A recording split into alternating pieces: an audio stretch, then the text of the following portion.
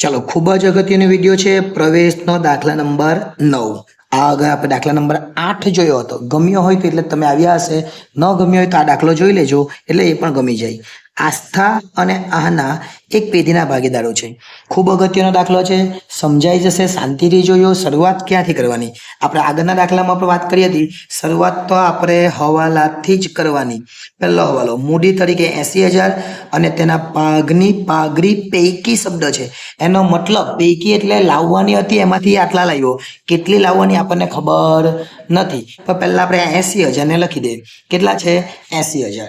80,000 મૂડી તરીકે લાવેલો છે એટલે રોકડા લાવેલો કહેવાય। એટલે પહેલા તો રોકડ ખાતાથી શરૂઆત કરવાની। રોકડ ખાતાની ઉધાર બાજુ લખવાનું બાકી આગળ લાવ્યા। કેટલી રોકડ છે? તો રોકડ આપણને આપેલી છે 16,000, એટલે પહેલા તો 16,000 બાકી આગળ લાવ્યા લખી ને સ્ટાર્ટ કરીએ। અહીંયા 16,000 મૂડી તરીકે લાવેલો છે એટલે અહીં લખવાનું લાવેલો કે લાવેલી જે હોય તેનું નામ સોનું, છોકરી, છોકરી જે હોય તે આપણને કોઈ મતલબ નથી, એ લખવાનું સોનુના મૂડી ખાતે। ચલો સોનું કેટલા લાવેલી છે અથવા સોનું કેટલા લાવેલો છે? તો સોનું 80,000 લાવેલો છે અને પાઘડીનું પ્રીમિયમ પણ લાવેલો છે એટલે લખવાનું પાઘડીના પ્રીમિયમ ખાતે। આ બે વસ્તુ ભાગીદાર લઈને આવે, બરાબર। કેટલા લાવેલો છે? તો 7,200। અહીંયા એક જીરો ઓછો લગાવ્યો, 80,000 લાવેલો છે, બરાબર। આટલી વસ્તુ લાવેલો, પાઘડીનું પ્રીમિયમને વેચવાનું હોય અને આ 80,000 એના મૂડી ખાતામાં લખવાના। એટલે પહેલા લખવાનું બાકી આગળ લાવ્યા, આ મૂડી ખાતામાં લખવાનું છે। ચલો મૂડી આપેલી છે 76,000 ને 48,400, આ આપણે પહેલા લખી દઈએ। તો અહીંયા લખી દે પહેલા 76,000 અને પછી લખી દે 48,400, એટલે અહીંયા લખીએ 76,000 અને અહીંયા લખીએ 48,400। આટલું તો આવે છે। રોકડની ઉધાર શું લખ્યું? સોનું, તો સોનુની જમા શું લખવાનું? રોકડ, એટલે અહીંયા લખવાનું રોકડ ખાતે। સોનું રોકડ તરીકે કેટલા લાવેલી છે? તો 80,000 લાવેલી છે, એટલે અહીંયા 80,000 લખી દેવાનું। અને પેલું જે પાઘડીનું પ્રીમિયમ છે એ પણ વેચી દેવાનું। જો અહીંયા પાઘડી તરીકે કેટલા લાવેલી છે? 7200, એટલે લખવાનું પાઘડીના પ્રીમિયમ ખાતે। કેટલા? પાઘડીના પ્રીમિયમ ખાતે 7200 છે, તો કોને આપવાના? તો એ તો આપણને ખબર નથી, તો આપણે પહેલા ત્યાગનું પ્રમાણ શોધવું પડે। ત્યાગનું પ્રમાણ એટલે શું? તો આપણે યાદ રાખવાનું ત્યાગ બરાબર જૂનો ભાગ માઇનસ નવો ભાગ, બરાબર। પહેલું કોણ છે? તો આસ્થા। આસ્થાનો જૂનો ભાગ કેટલો? નથી આપેલો, નથી આપેલો એટલે 1:1, એટલે કે 1/2 આસ્થા અને 1/2 આહના। તો આસ્થામાં જૂનો ભાગ તો 1/2 ખબર પડી ગઈ। નવો ભાગ, નવો ભાગ એટલે આપેલું છે એનું પ્રમાણ 4:3:3। 4:3:3 નો અર્થ શું થાય? તો 4/4 ને 7 ને 10, એટલે 4/10 પહેલીના, બીજીના કેટલા? 3/10 અને ત્રીજાના કેટલા? 3/10। આ સોનું જે આવેલી છે એનો ભાગ છે, બરાબર। એ તો પછીની વાત। તો પહેલા આપણે જોઈ લે, આપણને આસ્થાના 1/2 તો ખબર છે અને બીજું પણ આપણને મળી ગયું 4/10 નવો ભાગ। ચલો લસા લઈ લે, લસા કેટલો લેવાનો? તો 10, અને કેટલા આપવાના? 5, એટલે 5 દુ 10 અને 10 એકુ 10, બંનેના ઘડિયામાં 10 આવી જાય। 5 દુ 10 એટલે 5 નો ગુણાકાર એક સાથે એટલે 5, 4 નો ગુણાકાર એક સાથે એટલે 4, એટલે આસ્થાનો જવાબ કેટલો આવે? 1/10। ચલો આસ્થા પછી કોણ છે? તો આસ્થા પછી છે આહના। આહનાનો જૂનો ભાગ તો 1/2 જ છે, પણ નવો ભાગ છે 3/10, એટલે અહીં લખીએ 3/10। કેવી રીતના આવ્યો? આ 4 3 3 એટલે આ 3/10 કહેવાય। લસા ફરીથી 10 જ લેવાનો, આ 10 દુ 20 એટલે એ પણ લઈ શકાય, પણ 5ના ઘડિયામાં પણ 10 આવે અને 10ના ઘડિયામાં પણ 10 આવે છે, એટલે લેવાની જરૂર નથી। 5 × 1 એટલે 5 અને 3 × 1 એટલે 3, એટલે જવાબ આવે 2/10। અને આ બંને ભેગું થઈને પેલી ત્રીજી જે સોનું આવતી છે એનું થઈ જાય, સોનું 3/10 છે, એટલે આ બંને થઈને કેટલા થઈ જાય? 3/10 થઈ ગયા। એનો મતલબ કે આ બંને જવાબ કેવા છે? સાચા। તો ત્યાગનું પ્રમાણ કેટલું આવ્યું? 1:2। આ 1:2 ના પ્રમાણમાં આપણી પાઘડી છે એ વેચવાની। ચલો પાઘડી કેટલી છે? તો પાઘડી 7200 હતી, 7200 ને કયા પ્રમાણમાં વેચવાની? તો 1:2 ના પ્રમાણ। આ 7200 એને વેચવાની 1:2 ના પ્રમાણ।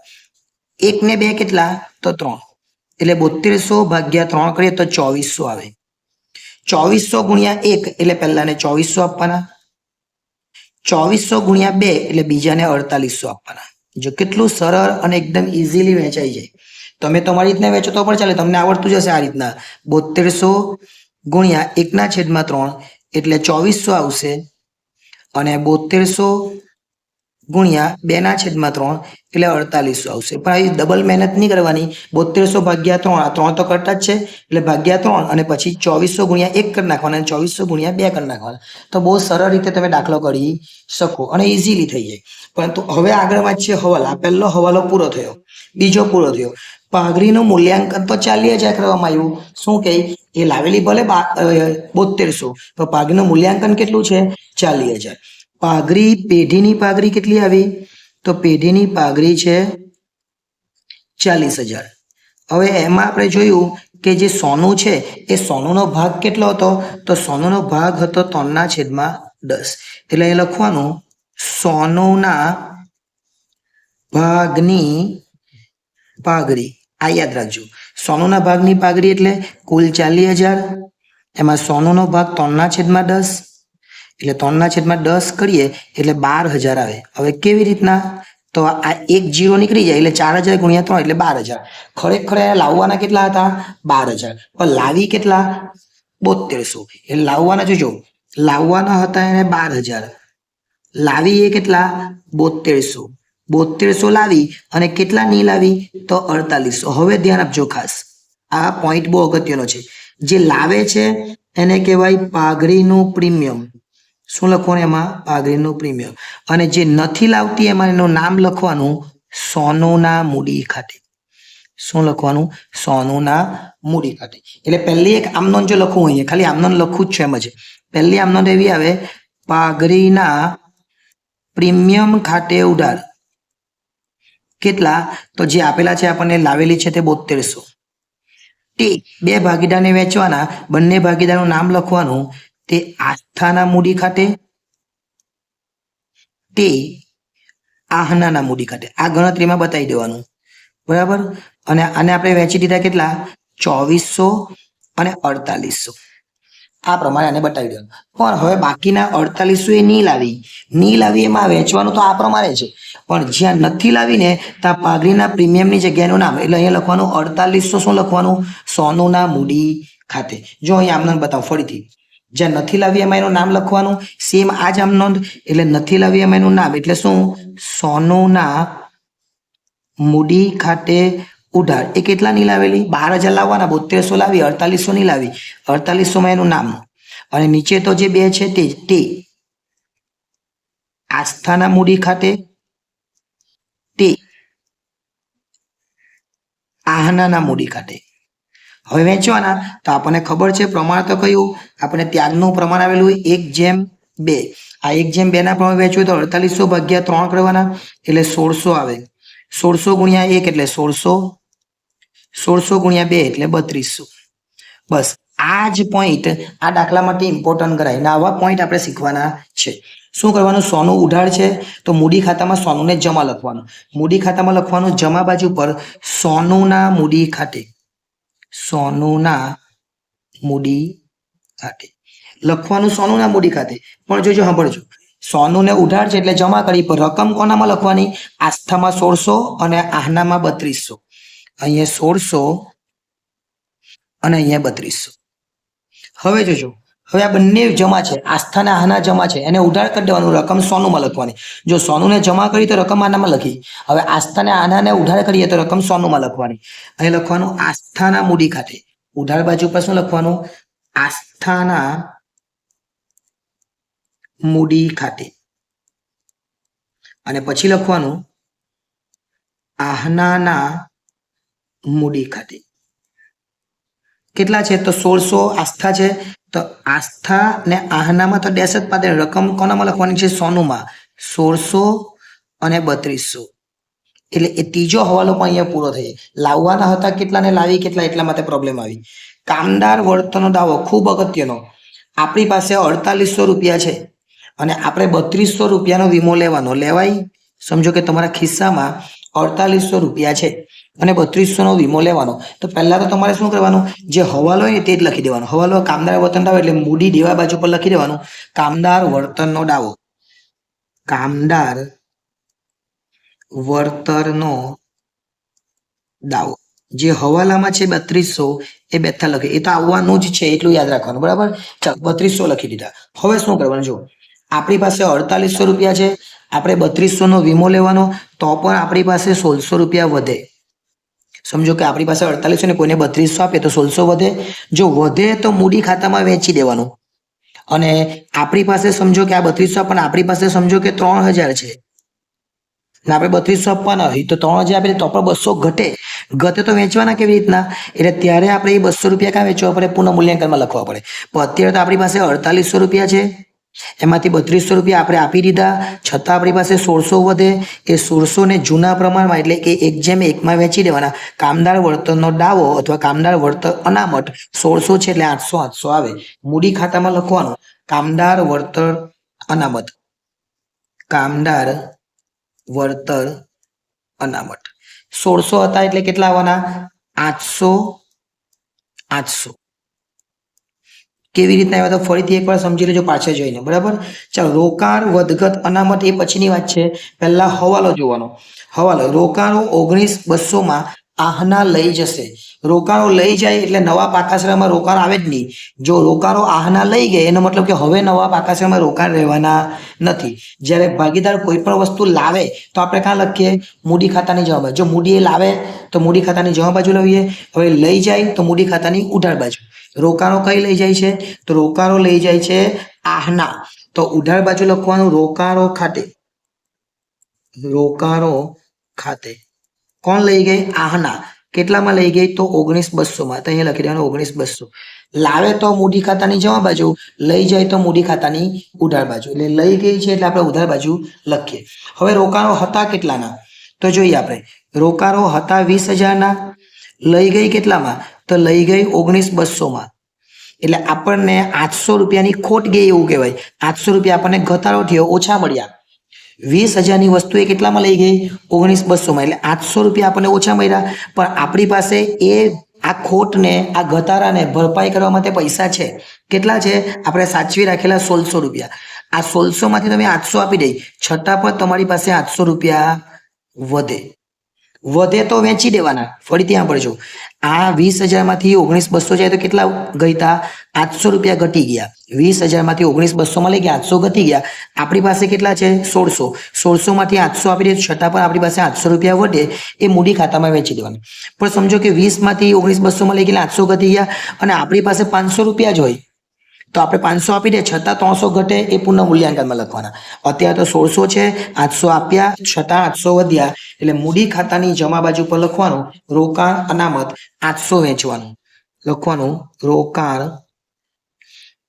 અનામત ખાતે 800 વેચવાના એટલે કેટલા આવે, 400. ફરીથી સમજજો અને જોઈ લેજો શું કર્યું એ. ઓકે, ચાલો આગળ ચાલીએ. આ રોકાણોનો પોઈન્ટ આવી ગયો. હવે છે રોકાણ ઉપર મળવાનું બાકી વ્યાજ. આ વસ્તુ આખી અલગ જ છે. મળવાનું બાકી એટલે મિલકત લેવામાં આવે તો લખવાનું અહીંયા રોકાણોનું મળવાનું બાકી વ્યાજ અથવા મળવાનું બાકી રોકાણોનું વ્યાજ. ચાલો રોકાણોનું વ્યાજ કેટલું છે, તો આપણે 2400 જોયું. અહીં લખવાનું રોકાણોનું મળવાનું બાકી વ્યાજ અથવા મળવાનું બાકી રોકાણો પર વ્યાજ કેટલા, 2400.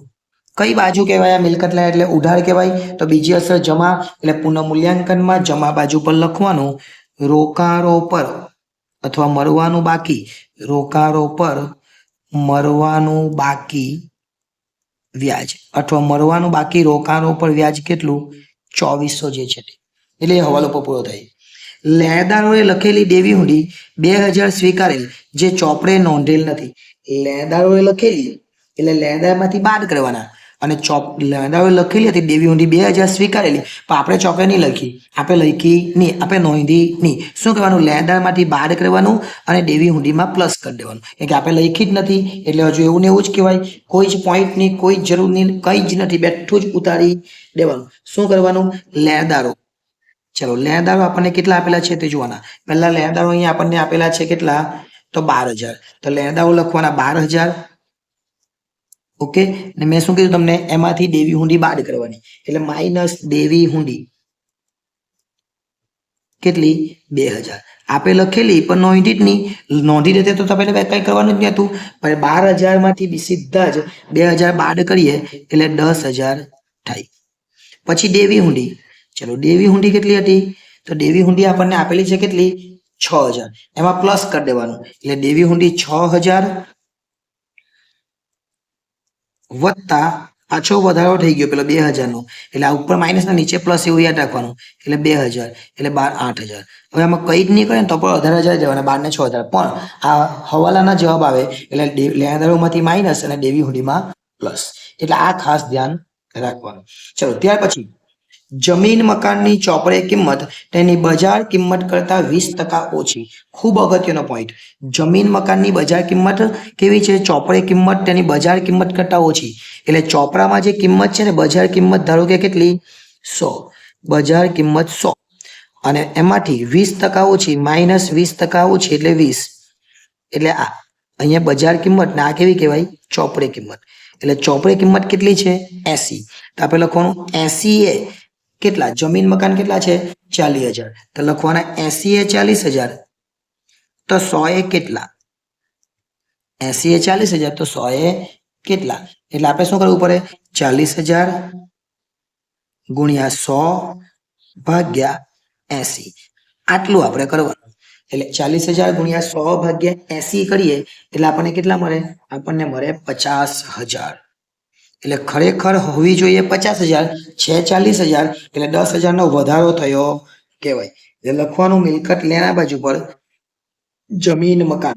ચલો અહીં લખીએ જમીન મકાન છે કેટલું? 40,000. ગણતરી કરી તો કેટલા આવ્યા? 50,000. એટલે લખવાનું વત્તા વધારો. વધારો કેટલો કરવો પડે? તો 50 માટે વધારો 10 કરવો પડે. અને પછી તમને શીખવ્યું એ પ્રમાણે જો પ્લસ આવે તો સીધું ઉપર, એટલે કે આ ઉધાર બાજુ છે તો બીજી અસર જમામાં, અને ન સમજાવવું પડે તો સીધું ઉપર, એટલે ક્યાં? પુનઃ મૂલ્યાંકનની જમા બાજુ પર લખી દેવાનું. અહીંયા લખવાનું જમીન મકાન ખાતે. જમીન મકાન ખાતે કેટલાનો વધારો છે? તો 10,042 લખી દેવાનું.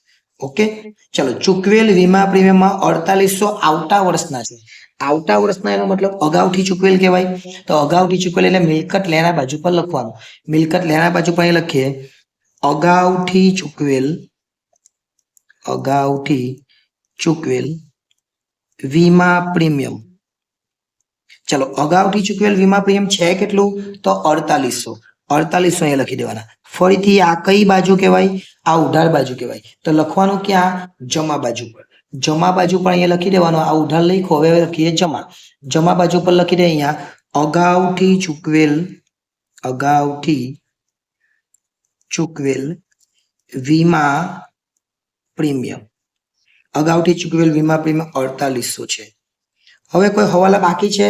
તો કોઈ બાકી નથી. 9 હવાલા આપણે કરી લીધા અને તમને કદાચ સમજ પણ કરી ગઈ. એકદમ જ સરળ રીતે આપણે હવાલા કર્યા. હવે શું કરવાનું? જેટલું પણ છે બેઠું ઉતારી દેવાનું. હવે મૂડી તો આપણે લખેલી જ છે, એટલે મૂડી તો આવી ગઈ. રોકાણ, કામદાર વળતર આવી ગયું. પ્રોવિડન્ટ ફંડ બેઠું જ મૂડી દેવામાં લખી દે પ્રોવિડન્ટ ફંડ. મૂડી દેવા બાજુ પર લખી દેવાનું અહીંયા પ્રોવિડન્ટ ફંડ અથવા પીએફ. ચલો, કેટલું આપેલું છે પ્રોવિડન્ટ ફંડ? તો પ્રોવિડન્ટ ફંડ છે 6,400. બેઠું જ લખી દેવાનું, જે આપેલું છે તે જ. આ 6,400. ગાલખાદ અનામત જેટલી આપેલી છે બેઠી જ લખી દે 8,000. એટલે ગાલખાદ અનામત પણ અહીંયા લખી દે. ગાલખાદ અનામત કેટલી આપેલી છે? તો ગાલખાદ અનામત એ 8,000 છે. ત્યાર પછી વાત કરીએ લેણદારો દેવી હુંડી આવી ગઈ. ચલો, પાઘડી વેચી દેવાનું. કઈ બાજુ પર વેચવાનું? આ બાજુ વાળું જમા બાજુ પર વેચવું, ત્યારે આ જે મિલકત લેણા છે તેને ઉધાર બાજુ વેચવું પડે. એટલે એ લખવાનું પાઘડી ખાતે. ચલો, પાઘડી કેટલી છે? તો 8,400 છે. સરખા પ્રમાણમાં વેચવાનું. સરખા પ્રમાણમાં એટલે 4200 થાય. અને ત્રીજા ભાઈને તો આપણે કંઈ આપવાનું જ નથી. ઓકે, જમીન મકાન તો આવી ગયું. યંત્રો પર કોઈ હવાલો દેખાયો નહીં, એટલે યંત્રો સીધા જ 32,000 બેઠા જ મિલકત લેણામાં લખી દેવાના. યંત્રો 32,000. કોઈ હવાલો આપણને જોવા મળ્યો નહીં, એટલે બેઠા જ આપણે લખી દેવાના. ચલો યંત્રો પછી રોકાણ વાળો હવાલો આવી ગયો. દેવાદારો પર કોઈ હવાલો નથી એટલે 25,200 બેઠા છે.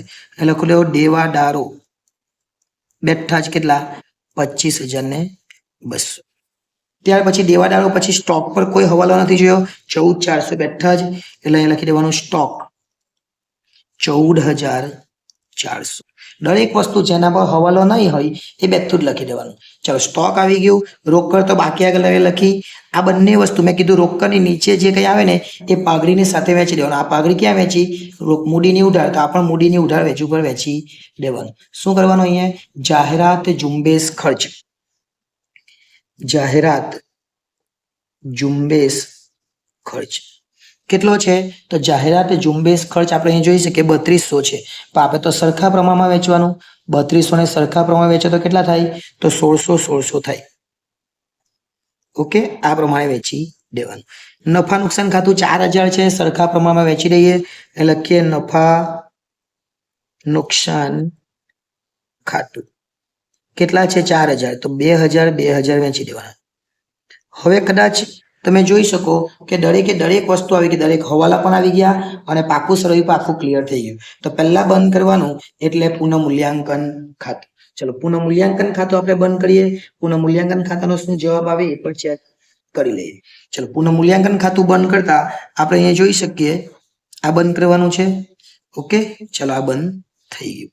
સરવાળો કરીએ 2400 છે ત્યાર પછીના કેટલા છે 10,000 ત્યાર પછીના કેટલા છે 4800. આ બધાનો સરવાળો કરીએ એટલે આપણને મળે કેટલા 17,200 મળે. કેટલા મળે 17,200 એ લખી દેવાના. એ જ 17,200 ઉધાર બાજુ પર લખવાના. એટલે જે કંઈ પણ છે એ બધું શું છે આપણો નફો છે. એ બધો શું છે આપણો નફો. એટલે અહીંયા લખી દેવાનું ભાગીદારોના મૂડી ખાતે અથવા ખાલી મૂડી ખાતે એ લખી દે મૂડી ખાતે કૌંસમાં નફો અને જૂનું પ્રમાણ છે 1:1. કેટલો 17,200 પૂરેપૂરો નફો કહેવાય. એટલે ભાગ્યા 2 કરી દેવાના અને 2 વ્યક્તિ જે આપણા છે એ બંને વ્યક્તિને વેચી દેવાના. કોણ 2 છે તો આસ્થા અને આહના. પહેલી છે આસ્થા અને બીજી છે બંનેને સરખા એટલે 8,600 અને 8,600. કઈ બાજુ પર છે ઉધાર એટલે મૂડી ખાતામાં જમા બાજુ પર લખી દેવાનું. ચલો મૂડી ખાતાની જમા બાજુ પર લખવાનું પુનઃમૂલ્યાંકન ખાતે. પુનઃમૂલ્યાંકન ખાતે કૌંસમાં નફો 8,600 અને 8,600. હવે ખાતું બંધ કરવાનું મૂડી ખાતું. ચલો મૂડી ખાતું પણ બંધ કરી દે. મૂડી ખાતું 3 નું એક સાથે બંધ કરી દે. આ રીતના 2 અંડરલાઈન કરવાની ખબર ને. ચાલો છેલ્લામાં તો 80,000 એ જલ્દી કરવાનું પહેલું પટી જાય તેવું 80,000 અહીંયા લખી દેવાના. ઉધાર બાજુ પર બી જે આવે તે કેટલા તો 80,000. પછી 48,400 પછી 4800 એ બધાનો સરવાળો કરવાનો. પછી 3200 પછી 800 પછી 400 અને પછી 8600 એટલે કેટલા આવે 66,200. એ ઉધાર પણ લખી દેવાના 66,200. હવે આસ્થાનો સરવાળો કરે 76 તે પછી 2400 પછી 1600 પછી 800 400 ને 8600 એટલે કેટલા આવે 89,800. એ પણ ઉધાર બાજુ લખી દેવાના. હવે ઉધાર બાજુ પર જે આવે એને બાકી આગળ લઈ ગયા કહેવાય. બાકી આગળ લઈ ગયા. ચાલો 89,800 માંથી આ 3 રકમને બાદ કરવાની.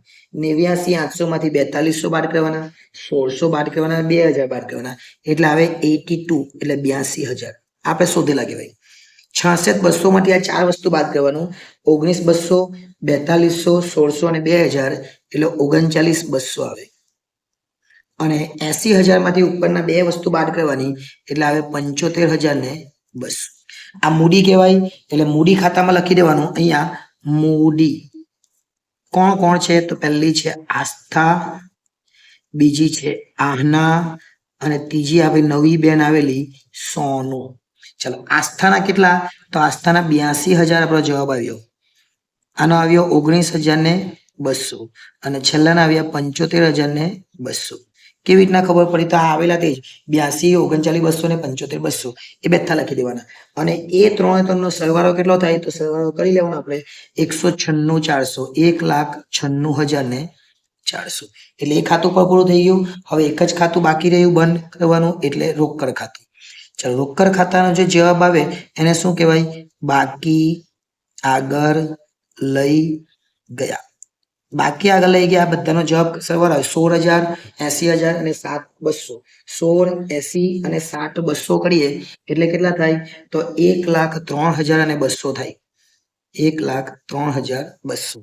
એ 1,03,200 ને જમા બાજુ પર પણ લખી દેવાના અને જમા બાજુ પર આ જેટલી પણ બધી વસ્તુ આપેલી છે બાદ કરી નાખો. કેટલી છે જો 1, 2, 3, 4 દેખાડી છે? કોઈ નથી એટલે બાદ કરવાની જરૂર નથી. સીધું જ 1,03,200. આ 1,03,200 એ આખરની રોકડ શિલ્લક કહેવાય. જમા છે એટલે ઉધાર બાજુ લખવાનું એટલે મિલકત લેણામાં લખવાનું રોકડ શિલ્લક અથવા રોકડ ખાતે જે લખો. આ શિલ્લક ને લખે ખાલી ખાતે લખે તો ચાલે. 1,03,200. હવે બંને બાજુનો સરવાળાનો જવાબ મેળવી લેવાનો આવે કે નહીં આપણે ચેક કરી લઈએ એટલે તમને ક્લિયર થઈ જાય. ચલો બંને બાજુનો સરવાળો કરી દે. 1,96,400, 80 8,000 છે, 6400, 3200, 10,000 ને 8,000 એટલે જવાબ આવે 1,63,200. ફરીથી કરીએ કેટલા આવે? 1,63,200 ક્યાં? સોરી 2,32,000. 96 તો અહીંયા જ છે. 2,32,000. ઓકે ચલો આ બાજુનો સરવાળો કરીએ 50, 32, 25, 200, 14, 400, 1,300, 2,400 ને 4,800 એટલે એનો જવાબ પણ આવશે કેટલો? 2,32,000. એટલે આ રીતે આ દાખલો પણ સંપૂર્ણ સમજ સાથે શાંતિથી આપણે પૂરો કર્યો. દાખલો ભલે થોડો મોટો થયો હોય પણ વ્યવસ્થિત સમજાય એ રીતના આપણે દાખલો કરવાનો પ્રયત્ન કર્યો. જો ફરીથી એકવાર કહું છું દાખલો ન સમજાયો તો એકવાર જોઈ લેજો કારણ કે આવા દાખલા બહુ કામના છે. ખૂબ અગત્યનો દાખલો હતો. વિડીયો ગમ્યો હોય તો લાઈક કરી દેજો. ચેનલને સબસ્ક્રાઇબ કરવાની બાકી હોય તો એ પણ કરી લેજો. ભવિષ્યમાં આવા વિડીયો આવતા રહેશે એટલે આપણી સાથે જોડાયેલા રહેજો. આભાર.